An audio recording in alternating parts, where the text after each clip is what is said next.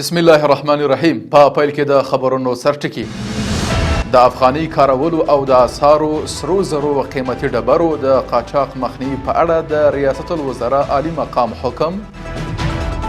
د کندهار ولایت د شورندام سیمنټو فابریکې له کار څخه د مولا عبدالغني برادر لیدنه، او دا چې اوچا نړیوال سازمان وایي چې له 370,000 څخه زیات فلسطینیان شمالي غزې ته راستانه سوي دي.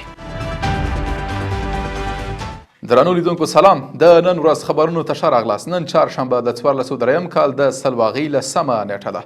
زه محمد صادق فروتن یم. د هم بشپړ خبرونه د افغانستان د ریاست الوزرا عالی مقام د افغاني کارولو او د اسعارو سرو زرو قیمتي ډبرو او تاریخي اثارو د قاچاق مخنیوي په اړه یو تازه حکم صادر کړی دی. په دې حکم کې ټولو سوداګرو، صرافانو، قیمتي ډبرو کاروباریانو او ټولو هیوادوالو ته لارښوونه شوې چې د راکړې ورکړې پر مهال افغاني پیسې وکاروي او د $15,000 نه زیات د هوایي ډګرونو له لارې او $500 نه زیات د ځمکې سرحدونو او پولو له لارې د ځان سره د نغدو ډالرو انتقال منع دی.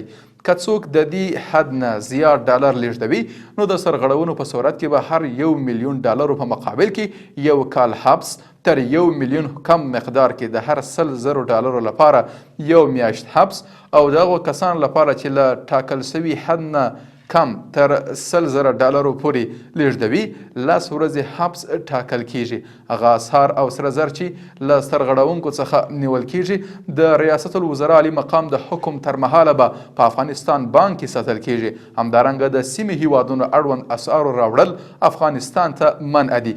د هیواد څخه بهر د اسعارو سرو زرو قیمتي ډبرو او تاریخي اثارو د قاچاق مخنیوي د اسلامي امارت د استخباراتو د لوی ریاست د کورنیو چارو او دفاع وزارتونو مسؤلیت دی. د ریاست الوزرا اقتصادي مرستیال مولا عبدالغني برادر اخوند د کندهار شورندام سیمنټو فابریکې له کاري بهیر څخه لیدنه کړې. مولا عبدالغني برادر اخوند د دې فابریکې له ترسره سوو کارونو خوښي څرګنده کړې او اړوندو مسؤلینو ته یې د چارو د غوره کیفیت او په ټاکلي وخت د بشپړېدو په اړه لازمې لارښوونې کړې دي. د شورندام فابریکې د جوړولو چارې د کانونو او پټرولیم وزارت له لوري یوه خصوصي شرکت ته سپارل سوي چې اوس کارونه په چټکۍ سره روان دي. د دې فابریکې په جوړولو شاوخوا 8 میلیارده افغاني لګښت راځي چې په لومړۍ مرحله کې به په ورځني ډول 1500 ټنه او په راتلونکي کې به د تولید کچه 15,000 ټنو ته ورسیږي. په یو بل خبر کې د قطر کې د اسلامي امارت سفیر محمد سهیل شاهین د افغانستان لپاره د فرانسې له شارژ دافر جین میرین شو سره وکتل.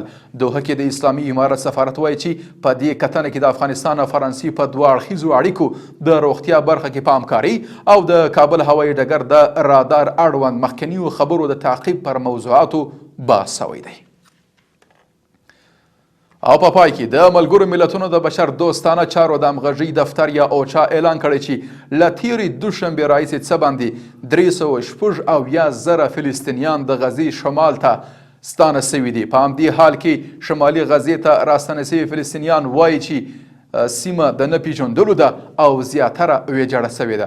باید وویل سي چې پر غزې د اسرائیلي یرغلګرو د 15 میاشتو بریدونو په پایله کې تر 40,000 ډیر کسان شهیدان سوي او نږدې ټول فلسطینیان یو یا څو ځله بې کوره سوي دي.